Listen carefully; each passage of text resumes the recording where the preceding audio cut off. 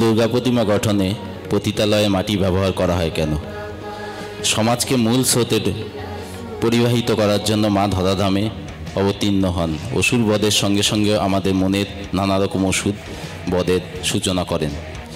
পতিতালয়ে মানুষ যাদেরকে আমরা দূরে সরিয়ে রাখি, তাদেরকে আপন করে যাতে মূল স্রোতে তারা যেন আবার নতুন করে বাঁচতে পারে, নতুন মূল স্রোতে এসে সমাজে তাদের স্থান পায়, তাই মা এদের মাটি নিজের শরীরেই গ্রহণ করেন।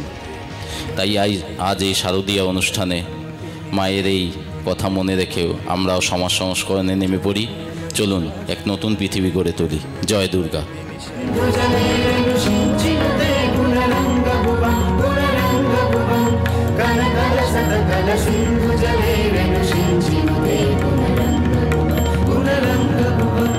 भजति शक्तिं न शची कुच कुंभत